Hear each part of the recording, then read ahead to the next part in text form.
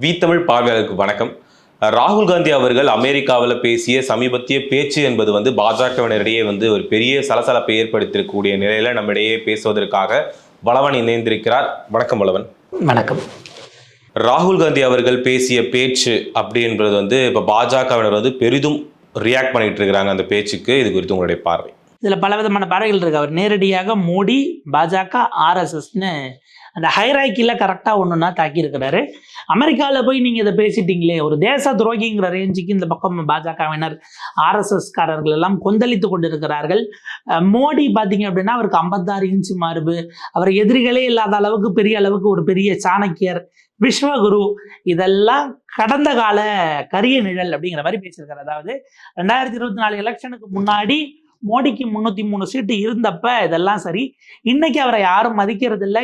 அவர் ஒன்றும் பெரிய பவர்ஃபுல்லான ஆளாலாம் அவருடைய கட்சியிலே இல்லை, இந்தியாவில் யாரும் அவரை பார்த்து அஞ்சக்கூடிய லெவலெல்லாம் இல்லை அப்படிங்கிறத தான் ராகுல் காந்தி அமெரிக்காவில் அவர் கிட்டத்தட்ட 3 நாட்களாக அடுத்தடுத்து பல நிகழ்ச்சிகளில் பேசுகிறார். அங்கே மாணவர்களை சந்திக்கிறாரு, அவங்களோட கலந்துரையாடல், அதே போல் பல்கலைக்கழகங்களில் பேசுகிறாரு. அங்கே இருக்கக்கூடிய இந்தியன் ஓவர்சீஸ் காங்கிரஸ், அதாவது இப்போ இந்தியாவில் தாண்டி உலகம் முழுக்க காங்கிரஸ் கட்சிக்கான அங்கே இருக்கக்கூடிய காங்கிரஸ் கட்சியை சேர்ந்தவர்கள் இருப்பாங்களே, அந்த ஐஓசி சாம் பெட்ரோடா அவர்கள் உட்பட பலரும் அதில் இருக்காங்க. அவங்க ஏற்பாடு பண்ண நிகழ்ச்சியிலையும் தொடர்ந்து அடிக்கிறாரு. 3 நாட்களாக ரொம்ப டார்கெட்டடாக மோடி, பாஜக, ஆர்எஸ்எஸ்ன்னு அந்த ஹைராக்கியை போட்டு தாக்கிக்கிட்டு இருக்காரு. இதுதான் இங்க இருக்கிறவங்களுக்கு மிகப்பெரிய கொந்தளிப்பை ஏற்படுத்தியிருக்கு. இவர் இங்க இருந்தாதான் பார்லிமெண்ட்டுக்குள்ள வந்தா ஜியை நிம்மதியா விட மாட்டாருன்னு பார்த்தா, ஃபாரின் ட்ரிப்பு கிளம்பி போய் அங்கேயும் ஜியை திட்டினா நாங்க என்னதான் பண்றதுங்கிற ரேஞ்சுக்கு வந்திருக்கு. ராகுல் காந்தி ரொம்ப மெச்சூர்டாக அதை ஹேண்டில் பண்றாரு அப்படிங்கிற மாதிரி தான் விஷயம். இப்போ அவர் என்னெல்லாம் பேசியிருக்காரு அப்படிங்கிறத பார்ப்போம். ஆர்எஸ்எஸ் எந்த காலத்திலுமே அது பார்த்தீங்கன்னா இன்னைக்கு மோடியே உருவாக்கி விட்டது ஆர்எஸ்எஸ்ங்கிறது எல்லாருக்கும் தெரியும். ஆனால் ஆர்எஸ்எஸ் எந்த காலத்திலுமே பெண்களை வெளியில அவங்க இண்டிபெண்டாக இருப்பதற்கு ஏற்றுக்கொள்ளாது அப்படிங்கிற விஷயத்த அவர் அங்க கொளுத்தி போட்டிருக்கிறார் அப்படிங்கிறது தான் நம்ம கவனிக்க வேண்டிய ஒரு தேவை இருக்கு. நம்ம டெக்கான் ஹெரால்ட்ல வந்திருக்கக்கூடிய ஒரு பீஸ் சொல்லுது, RSS and BJP want women to stay at home. ராகுல் Gandhi tells Indian diaspora in United States. அங்க இருக்கக்கூடிய அங்க வசிக்கக்கூடிய இந்தியர்கள் தான் அங்க வெறும் இந்த நிகழ்ச்சி அப்படிங்கிறத தாண்டி இந்தியர்களாகவே பலரும் பார்க்க வந்திருப்பாங்க. ஏன்னா இந்தியாங்கிற ஒரு பெரிய நாடு, இந்த நாட்டினுடைய எதிர்கட்சி தலைவராக அவர் போறாரு. அபிஷியலாகவே இந்த முறை லீடர் ஆஃப் அப்போசிஷனாக போறார் அப்படின்னும் போது டெக்சாஸ் அங்கே பார்த்தீங்கன்னா யூனிவர்சிட்டியில் டேலஸில் தான் அவர் இந்த உரையில் பேசியிருக்கிறாரு. அந்த பாயிண்ட் அப்படிங்கிறது பெரும் கொந்தளிப்பை ஏற்படுத்திருக்கு. ஏன்னா இப்போ இதை அவர் பேசினதும் என்ன இல்லைன்னா பிஜேபியில் டாப் டு பாட்டம் எல்லாரும் கொந்தளிச்சு திட்ட ஆரம்பிச்சிட்டாங்க. உதாரணத்துக்கு மத்திய அமைச்சராகவே இருக்கக்கூடிய கிரிராஜ் சிங் துரோகிகளுக்கு ஆர்எஸ்எஸ் பற்றி ஒன்றும் தெரியாது, அவங்களுடைய வரலாறு அப்படின்ற மாதிரி பேசுறாரு.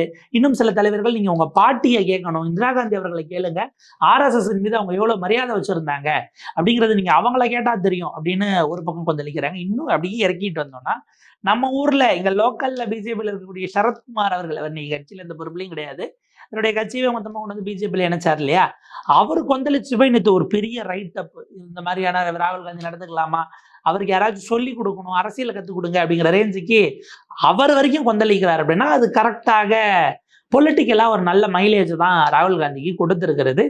அதே போல் அவர் வெளிநாட்டில் போய் இப்படி பேசலாமா, அது இந்தியாவின் மீதான துரோகத்தை காட்டுது, அவர் சைனாட்ட காசு வாங்கிட்டு இந்தியாவை அவமானப்படுத்துறாரு. இந்த ரேஞ்சுக்கு அடிப்படை முகாந்திரமே இல்லாமல் அவங்க பல விஷயங்களை நகர்த்திட்டு இருக்கிறாங்க. இதுல ராகுல் காந்தி பேசினதுலேயே நேற்று ரொம்ப முக்கியமானது, பிடிஐல கூட ரிப்போர்ட் ஆயிருந்தது, இந்தியாவுக்குள்ள ஆர்எஸ்எஸ் எப்படி பிரித்து ஆளுகிறது, ஒருத்தங்களுக்கு கீழே இன்னொருத்தவங்க அது எல்லா வகையிலையும் நிறுவனத்துக்கு முயற்சி பண்ணுது அப்படிங்கிறத ரொம்ப டீட்டெயில்டாக பேசியிருக்காரு. அவர் குறிப்பிட்டார் ஆர்எஸ்எஸ் பொறுத்த வரைக்கும் அவங்க என்ன நினைக்கிறாங்கன்னா, இந்தியாவில் சில மாநிலங்கள் மற்ற மாநிலங்களை விட வசந்தது அப்படின்னு நினைக்கிறாங்க.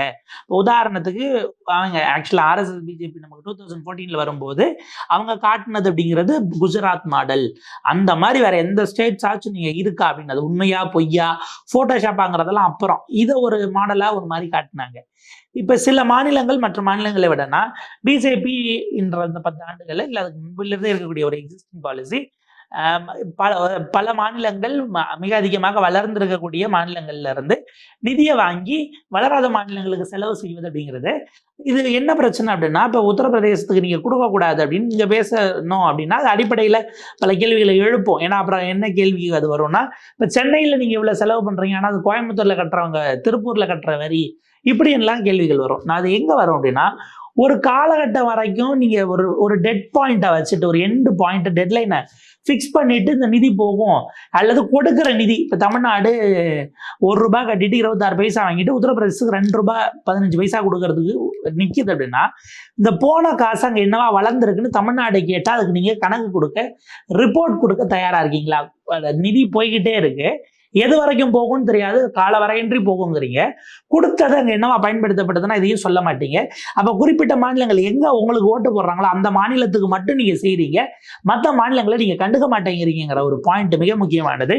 இன்னும் சொல்ல போனால் கடந்த 2024 தேர்தலில் சவுத் இந்தியன் ஸ்டேட்ஸ், இங்கு இருந்த தென்னிந்தியாவில் ஆட்சி செய்த அத்தனை கட்சிகளும் பாஜக நம்ம ஸ்டேட்டை வஞ்சிக்குதுன்னு பிரச்சாரம் பண்ணாங்க. தமிழ்நாடு முதலமைச்சர் மு க ஸ்டாலின் 26 பைசா தான் கொடுக்குறீங்கன்னு உதயநிதி பேசினார், அந்த நரேட்டிவ் செட் பண்ணாங்க. கேரளாவில் பினராயி விஜயனுடைய இடதுசாரிகள் அரசு அவங்க என்ன பிரச்சாரம் வச்சாங்க, இங்க கேரளாவை பாஜக வஞ்சிக்கிறது அப்படின்னு பிரச்சாரம் வச்சாங்க. கர்நாடகா சித்தராமையா காங்கிரஸ் கவர்மெண்ட், தெலுங்கானா ரேவந்த் ரெட்டி காங்கிரஸ் கவர்மெண்ட் அதே பிரச்சாரத்தை தான் வச்சாங்க, இந்த மாநிலத்தை பாஜக வஞ்சிக்கிறதுன்னு.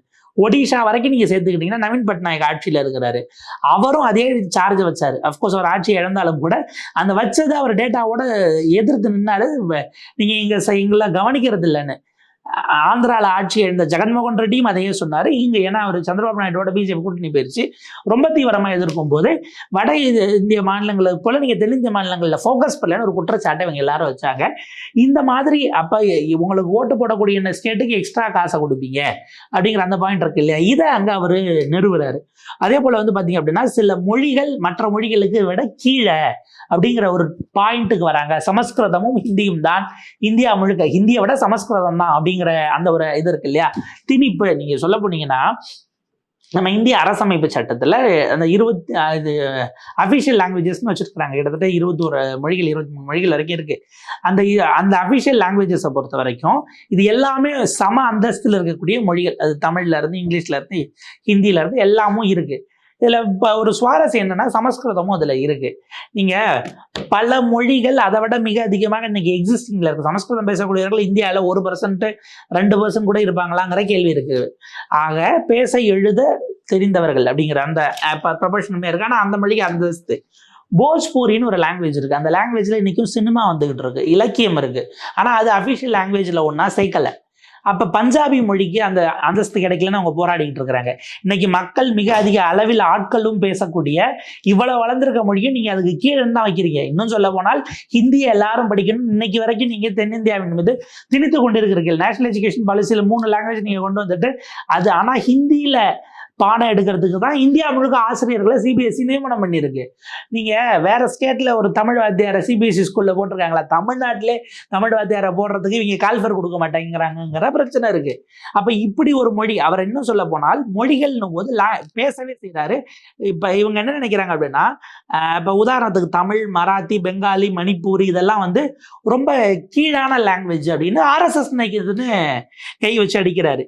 அதை விட பாயிண்ட் அவர் கரெக்டாக பற்ற வச்சது, இந்த மராத்திங்கிறது இப்போ பேசினது ரொம்ப தேவையானது. இந்த மகாராஷ்டிராவில் எலெக்ஷன் வருது, அது ஆப்வியஸாக பிஜேபி உங்கள் மராத்தி மொழிக்கு ஹிந்திக்கு கொடுக்கக்கூடிய மரியாதையை கொடுத்துருக்கிறதா, சமஸ்கிருதத்துக்கு கொடுக்கக்கூடிய மரியாதையை கொடுத்துருக்கிறதான்னு உத்தவ் தாக்கரே அதை எடுத்து மூவ் பண்ணார்னா பெரிய லெவலுக்கு பிஜேபிக்கு எதிரானதாக அது மாறக்கூடிய அந்த பாயிண்ட் இருக்கு. அஃப்கோர்ஸ் அந்த மராத்தி பிரைடை ஹோல்டு பண்ணக்கூடியதான் உத்தவ் தாக்கரே, இது எலெக்ஷனுக்கும் கை கொடுக்கும். ஸ்டேட்ஸ் பெரியும் சொல்றாரு, ஒரு பஞ்சாப் எடுத்துங்க, ஹரியானா எடுத்துங்க, ராஜஸ்தான் எடுத்துங்க, மத்திய பிரதேசம் எடுத்துங்க, இந்த ஸ்டேட்டுக்குள்ளேயே ஒரே மாதிரி இப்போ குஜராத்துக்கு கொடுக்கக்கூடிய நிதியை பாஜக ஆட்சி செய்யக்கூடிய மாநிலமாகவே இருந்தாலும் மத்திய பிரதேசத்துக்கு கொடுக்குறாங்களாங்கிற கேள்வி இருக்கு. ஒவ்வொரு மாநிலத்துக்கும் தனித்த கலாச்சாரம், பண்பாடு இவ்வளவும் இருக்கு. இதை காலி பண்ணணும்னு நினைக்கிறது தான் ஆர்எஸ்எஸ் ஐடியாலஜியாக இருக்கிறது. இதை எதிர்த்து தான் நாங்கள் போராடி கொண்டிருக்கிறோம். ஆர்எஸ்எஸ் பிஜேபியை ஆட்சியை விட்டு அகற்றணும், அதுல எந்த விதமான மாற்று கருத்தும் கிடையாது. ஆனால் அந்த அகற்றுதல் எப்படி நடக்கணும் அப்படின்னா, வன்முறையினாலோ போராட்டத்தினாலோ அடுத்த கட்டத்துக்கு போகாமல் போலிங் பூத்துல வாக்கு நம்ம செலுத்தக்கூடிய ஓட்டின் வழியே அரசுகள் தூக்கி எறியப்பட வேண்டும் அப்படிங்கிறத தான் அவர் ரொம்ப எலாபரேட்டா பேசியிருக்கிறார். இதுதான் நம்ம உள்ளூர்ல சரத்குமார்ல இருந்து மேல மத்திய அமைச்சர்கள் வரைக்கும் அத்தனை பேரையும் பொங்கி எழ வைத்திருக்கிறது அப்படின்னு நம்ம பார்க்குறோம். ஸோ இது வந்து ஒரு மிக முக்கியமானதாக, ஏன்னா அயலக மண்ணில் போயிட்டு மோடி இன்னைக்கு அச்சத்தோடு இருக்கிறார், அவரை பார்த்து யாரும் பயப்படுறதே கிடையாது. இது வந்து அது மக்களுக்குங்கிறத விட கூட அமைச்சராக இருக்கிறவங்களுக்கே இல்லைன்னா நிதின் கட்கரி ஓப்பனாக ஒரு லெட்டர் எழுதுறா, மெடிக்கல் இன்சூரன்ஸ்க்கு நீங்கள் எப்படி பணம் வாங்குறீங்க, அதை வாபஸ் வாங்கணும்னு பட்ஜெட் வந்து அடுத்த நாள் கேபினெட்டில் இருக்கக்கூடிய மோடிக்கு அடுத்து 4வது இடத்தில் இருக்கக்கூடிய அமைச்சர் நிதின் கட்கரி லெட்டர் போடுறாரு ஓப்பனா. நேற்றைக்கு நிர்மலா சீதாராமன் 3 மாசம் கழிச்சு வேற வழி இல்லை அந்த அவர் போட்ட லெட்டரை இந்தியா கூட்டணி கட்சி கையில் எடுக்குது. பார்லிமெண்ட்டுக்குள்ளே போராடுறாங்க, பார்லிமெண்ட்டுக்கு வெளியே போராடுறாங்க, அவங்க நாடு முழுக்க போராட்டம்னு அறிவிக்கிறாங்க. நேற்றைக்கு வேற வழி இல்லாம ஜிஎஸ்டி கவுன்சில் மீட்டிங்ல உட்கார்ந்து நிர்மலா சீதாராமன் அதை பத்தி நாங்க டிஸ்கஸ் பண்ணோம், ஒரு குழு அமைக்க போறோம், அது வரைக்கும் காத்துருங்க பொறுத்துருங்கன்னு நிதியமைச்சர் பேசக்கூடிய சூழல் வருது. போன 10 வருஷத்துல மோடி அரசு அவங்க கொண்டு வர திட்டத்து மேல உடன்பாடே இல்லைனாலும் ஒரு அமைச்சர் கூட எதிர்த்து பேசல, வெளிப்படையா பிரஸுக்கு கொடுக்கல, லெட்டர் போடல. இதுவே நடக்குது. இது போக நிதிஷ்குமார்ல தொடங்கி சந்திரபாபு நாயுடுல இருந்து அத்தனை பேருக்குமானதெல்லாம் எப்படி போயிட்டு இருக்குன்னு நமக்கு தெரியும். கங்கனா ராணாவத்தை எடுத்துக்கங்க, அந்த அம்மா பாட்டுக்கு ஏதோ ஒரு டிவி இன்டர்வியூல இஷ்டத்துக்கு பேசி அதுக்கு பதறாங்க. கங்கனா ராணாவத்தினுடைய கருத்து பிஜேபியினுடைய கருத்து கிடையாது. நம்ம ஒரு 7-8 வருஷத்துக்கு முன்னாடி டாக்டர் தமிழிசை தான் அதுக்கு ரொம்ப ஃபேமஸ். ஹெச் ராஜா இன்னைக்கு தலைவராக ஒருங்கிணைப்பாளராக இருக்கார் இல்லையா, அன்னைக்கு தமிழிசை தலைவர், இவர் வந்து மூத்த தலைவர் அப்படின்னு வச்சிருந்தாங்க. தேசிய செயலாளராக இருந்தார். அவர் பாட்டுக்கு பிரஸை சந்திக்கும் போதெல்லாம் கண்டமேனிக்கு பேசுவார். அவங்களுக்கு எதிர்கட்சி யாரையும் மட்டு மரியாதை எல்லாம் பேசுறது தான். அன்னைக்கு அதிமுக ஆட்சியான அதிமுக திட்டத்தோட திமுக தான் திரிகிட்டு இருப்பாங்கன்னு வச்சுக்கோங்களேன். இவ்வளவு நடக்கும்போது ஒவ்வொரு பிரஸ் மீட்லயும் அவர் அப்படி சொல்லிட்டாருன்னு கேட்ட உடனே ஹெச் ராஜா அவர்கள் பேசக்கூடிய கருத்து அவருடைய சொந்த கருத்து, அந்த கருத்துக்கும் கட்சிக்கும் எந்த சம்பந்தமும் இல்லை அப்படின்னு சில சமயம் டிபேட்டுக்கு போயிட்டு கட்சியோட செய்தி தொடர்பாளர் பேசுறதே சொந்த கருத்துன்னு அந்த அம்மா பேசிடுவாங்க. உதாரணத்துக்கு டாக்டர் ராமசுப்ரமணியன் இன்னைக்கு இருக்கார் இல்லையா, அறநிலையத்துறையில அந்த குழுல ஒரு சிறப்பு பொறுப்புல கொடுத்துருக்காங்க. இன்றைக்கு அவர் ஒரு நீண்ட நெடிய அனுபவமுடைய கல்வியாளர். அவர் வந்து டாக்டர் ராமசுப்ரமணியம் பிஜேபியில இருந்து ஸ்போக்ஸ் பர்சனா போய் ஒரு டிபேட்ல பேசினதை அது ஒரு சொந்த கருத்து, அதுக்கும் கட்சிக்கு சம்பந்தமே இல்லைன்னு நம்ம பிரஸ் மீட்ல சொல்லிட்டாங்க. அதுக்கு பிறகுதான் கட்சியில இருந்து அவர் வெளியேறினார், அது வெளியேற்றப்பட்டார். இந்த ப்ராசஸ் எல்லாம் வச்சு இந்த மாதிரி கங்கனா ராணாவத் பேசினதுக்கும் பிஜேபிக்கு சம்பந்தம் இல்லை. எம்பி சீட்டு கொடுத்து நாங்கள் தான் ஜெயிக்க வச்சோம், அந்த அம்மா இந்த மாதிரிலாம் பேசும் நாங்கள் நினைக்கலன்னு பிஜேபி சொல்லக்கூடிய இடத்துக்கு வருது. அப்போ உங்களுடைய செய்தி தொடர்பாளர்ல இருந்து புதுசா எம்பி ஆனாமல் இருந்து இந்த பக்கம் கேரளால சுரேஷ் கோபி நான் படத்துல நடிக்கிறதா எனக்கு லட்சியம், படத்துல நடிக்க கூடாதுன்னு சொன்னா நான் அமைச்சர் பதவியை ராஜினாமா பண்ணுவேன். நீங்க அமைச்சர் ஆகிறதுக்கு இணையமைச்சர் ஆகிறதுக்கு பல பேர் கெஞ்சிக்கிட்டு இருக்காங்க. அதெல்லாம் விட்டு நாங்கள் ரிசைனே பண்ணுவேங்கிற லெவலுக்கு பேசுகிறாங்கன்னா அப்போ கட்சி என்ன கட்டுக்கோப்பாக இருக்குங்கிற ஒரு கேள்வி இருக்குது. கேட்டால் ரொம்ப ஜனநாயகப்பட்டுட்டோம்பாங்க. பிஜேபி அப்படிலாம் இருந்தது கிடையாது, ஆர்எஸ்எஸ் அப்படிலாம் இருந்தது கிடையாது. இதை வெளிப்படுத்தக்கூடியதாக அந்த பயம் இல்லை அப்படிங்கிறத நம்ம பார்க்கணும்.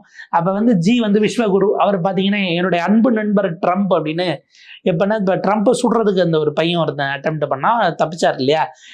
என் அன்பு நண்பர் ட்ரம்ப் அவர் நீண்ட ஆயுளோடும் ஆரோக்கியத்தோடு இருக்குங்கிறது ட்வீட் போடுறாரு. அங்கே ஆனால் நேரில் போனால் ஜோ பைடனை கட்டிக்கிட்டு இப்படி பார்ப்பல, அப்புறம் அன்பு நண்பர் ட்ரம்ப்னு ட்வீட் போடுவாப்புல. இது எந்த கேட்டகரினே தெரியாத மாதிரி விஸ்வகுரு கிட்ட நான் உக்ரைனுக்கும் போனேன், ரஷ்யாவுக்கும் போனேன். இதெல்லாம் அஃப்கோர்ஸ் அதெல்லாம் ஸ்ட்ராட்டஜிக்கலி நல்ல விஷயம்தான், இல்லை இது ஒரு மூதான்னு வச்சுக்கோங்களேன். ஆனால் இவர் விஸ்வகுரு இவர் சொன்னால் போரே நின்று போயிருங்கிறதெல்லாம் ஒன்றுத்துக்கு உதவாது. உள்ளூரில் உங்கள் கட்சிக்காரர்களே உங்களை கேட்க மாட்டாங்கிறத ராகுல் அம்பலப்படுத்தியிருக்காருன்னு தான் பார்க்கணும். வெளிநாட்டுக்கு சென்று ராகுல் காந்தி அவர்கள் வந்து அரசியல் பண்றாருங்கிற மாதிரியாக ஒரு பார்வை இதுக்கு இருக்கு. அப்படி பார்க்கறது சரியா? இல்லை, இப்போ இன்னைக்கு குளோபல் லெவலில் நம்ம பாலிடிக்ஸ் கனெக்ட் ஆகி தான் இருக்குது. இப்போ மோடிஜி எல்லா நாடுகளுக்கும் போய் பேசலையாங்கிறது இருக்கு இல்லையா. 2014 அவர் பிரதமரான பிறகு அவரே போய் வெளிநாடுகள்லையும் பேசியிருக்காரு. அப்போ அவர் என்ன மாதிரி பேசுவார்னா, அவரே பல இடங்கள்ல நேரடியாக பேசினதுங்கிறது, அதாவது இவங்க ஆட்சிக்கு வர்றதுக்கு முன்னாடி வரைக்கும் மக்கள் வந்து இந்தியானாலே ஐயோ அப்படின்னுட்டு நாட்டை விட்டு போய் வெளிநாட்டில் செட்டில் ஆயிடலாம் அப்படின்னு பாஸ்போர்ட் எல்லாம் எடுத்துக்கிட்டு போயிட்டு இருந்தாங்களாம். இந்தியாவுக்கு திரும்ப போகிறதான. ஆனால் இப்போ நாங்கள் வந்து அந்த நிலையை மாற்றிருக்கோம் அப்படின்லாம். அதாவது இப்போ இது நம்ம கங்கனா ராணாவத் தொட்டதுனால சொல்லுவோம். அந்த அம்மா தான் சொல்லுவாங்க, இந்தியாவுக்கு சுதந்திரம் கிடைத்தது 2014 மே மாதம் மோடி பதவி ஏற்ற அன்னைக்கு தான். சுதந்திர போராட்டம் 1947 கிடைக்கலன்னு நம்ம பேசிட்டு அது ஒரு வகையில் பார்த்தா அப்போ 1947 போராடி உயிரை கொடுத்து 100 ஆண்டு கால போராட்டத்தை முன்னெடுத்த அத்தனை பேரும் மோசமானவங்க நீங்க சொல்ல வரீங்களாங்கிறது இருக்கு. அதுக்குள்ள வாஜ்பாயினுடைய ஆட்சியும் இருக்கு. அவரது ஒரு 6 வருஷம் 3 மாசம் வரும். அவர் ஆட்சி பண்ணதையும் மோசமான ஆட்சி அந்த அம்மையார் சொல்றாங்களாங்கிற கேள்வி இருக்கு இல்லையா. அதாவது இந்தியா இப்ப இன்னைக்கு கடந்த ஆண்டுகள்ல வந்துட்டு இருக்கக்கூடிய சர்வே, இந்தியன் சிட்டிசன்ஷிப் வேணான்னு கொடுத்துட்டு வெளிநாட்டுக்கு போறவங்க ஜாஸ்தியா இருக்காங்க. அப்படிங்கிற ஒரு இது இருக்கு. குளோபல் ஃபினாமினான் இது. இன்னைக்கு அரசியலே குளோபல் ஃபினாமினான். இப்போ ராகுல் காந்தி அங்கே அவ்வளோ தூரம் போனாலும் ரொம்ப கான்சியஸா யாருக்கு ஓட்டு போடுங்க இல்லை அங்கே யாருக்கு ஓட்டு போடணும்னு ஒரு வாய் திறக்கல. அதுக்கும் ஏன்னா இப்போ கடல் கடந்து ஒவ்வொரு நாடுகளும் ஒவ்வொரு கட்சிகளும் தனக்கான அமைப்புகளை விஸ்தீரணம் பண்ணிக்கிட்டு இருக்காங்க அப்படிங்கிறத பார்க்குறோம். அவங்களுக்கும் என்னன்னா இங்கேருந்து இங்கே வாக்குரிமையே இல்லாமல் அங்கேயே சிட்டிசன்ஷிப் வாங்கி செட்டில் ஆனாலும் கூட இந்த தொடர்பை புதுப்பிப்பதற்கு அது பொலிட்டிக்கல் ரீதியாக ஒரு விஷயமாகுது. அதை தாண்டி குளோபல் லெவலில் ராகுல் காந்திக்கான ஸ்பேஸ் என்பது அவர் ஒரு சர்வதேச தலைவராக பார்க்கப்படுகிறார், மதிக்கப்படுகிறார். ஏன்னா ஆல்ரெடி அந்த மாதிரியாக ஆட்சி பொறுப்பில் இருந்தவர்களுடைய குடும்பமே ப்ராப்பராக சர்வதேச மீடியாக்களால் எப்பயுமே கண்காணிக்கப்படும். ராகுல் காந்தி பதவி பிடுங்கப்பட்டது என்பது சர்வதேச செய்தியானது, அது சாதாரணம் இல்லை. ஒரு கோர்ட்டை அவங்க 2 வருஷம் தண்டனை கொடுத்தாங்கன்னு பதவியை பிடிங்கிட்டாங்க இவ்வளோ பெரிய நாட்டில் அப்படிங்கிறது. மணிப்பூர் குறித்து அவர் பேசிய விஷயங்கள் என்பது இன்னைக்கு தலைப்பு செய்தி ஆகிறது. இந்தியாவினுடைய அந்த ரொம்ப இவ்வளோ ஸ்ட்ராங்கான ஒரு எதிர்க்கட்சி இந்தியாவில் வந்திருப்பதை அவர்கள் வரவேற்கிறார்கள் அப்படிங்கிற ஒரு ஆங்கிள் இருக்கு இல்லையா? இப்போ மோடி சர்வதேச அரசியலை கையில் எடுக்கும் போது அல்லது சர்வதேச அரசியலாக பிம்பத்தை காட்டிக்கொள்ளும் பொழுது இந்த பக்கம் ஒரு கவுண்டர் நரேட்டிவாக at the end of the day இந்தியாவில் இருக்கக்கூடிய சூழல் குறித்த உரையாடலில் சர்வதேச சமூகம் ராகுல் காந்தி போகவில்லை என்றாலும் செய்து கொண்டுதான் இருந்திருக்கும். அவங்களுக்கு பல மோட்டிவ் இருக்கலாம், இந்தியாவை கொஞ்சம் மட்டம் தட்டணுங்கிற எண்ணத்தோட பல விஷயங்களை செய்வதாக கூட இருக்கலாம். ராகுல் காந்தி அதாவது மோடியை கொஸ்டின் பண்ணக்கூடிய இடத்துல ஒரு பாயிண்ட்டுக்கு மேலே அதில் லாஜிக் இருக்கக்கூடிய பட்சத்தில் அதை நம்ம எடுத்து கேட்கிறோமே தவிர அது இந்தியாவுக்கு எதிரான நோக்கத்தோடு உள்நோக்கத்தோடு இருந்தாலும் ஃபேக்டுவலாக இருந்தால் நீங்கள் அதை கையில் எடுக்க தான் வேணும். ராகுல் காந்தியினுடைய இது அஃப்கோர்ஸ் அது அவங்களுடைய ரெகுலர் மீட்டப்பாக அங்கே இருக்கக்கூடிய, ஏன்னா அவங்க கட்சியினுடைய அயலக அணி அது இந்தியன் ஓவர்சீஸ் காங்கிரஸ் அப்படிங்கிறது கட்சியினுடைய வெளிநாடுகளில் இருக்கக்கூடிய அவங்க கட்சி சார்ந்தவர்கள், அங்கே இருக்கக்கூடியவர்கள், அமைப்பாளர்கள், பொறுப்பாளர்கள் அப்படிங்கிற இடம் இருக்கு இல்லையா? நாளை பின்ன ஏதாச்சும் ஒரு இடத்துல நெகோஷியேட் பண்ணக்கூடிய இடத்துக்கு அவங்க வருவாங்கங்கிறதுனால இது திட்டமிட்டு உள்நோக்கத்தோடு செய்ததுன்னு நம்ம பார்க்க முடியாது. ஒரு எதிர்க்கட்சி தலைவராக ராகுல் காந்தி அவர்கள் சர்வதேச அளவில் ஒரு பெரிய கவனத்தை ஈர்த்திருக்கிறார் அப்படிங்கிறதான் இப்போ நீங்க சொல்லும் பொழுது என்னால் பார்க்க முடியுது. அது இந்தியாவுக்கான மதிப்பு, இந்தியாவுக்கான மரியாதை அப்படின்னு தான் நம்ம பார்க்கணும். பிரதமருக்கு இணையான கேபினட் அந்தஸ்துடையவர் தான் எதிர்க்கட்சி தலைவர் என்பதை இந்தியன் கான்ஸ்டியூஷன் கொடுத்திருக்க பவர் குளோபலாகவும் அவருக்கான அந்த வெளிச்சம் அப்படிங்கிறத தவிர்க்க இயலாதது. உங்களுடைய நேரத்திற்கும் கருத்துக்களுக்கும் மிக்க நன்றி. நன்றி.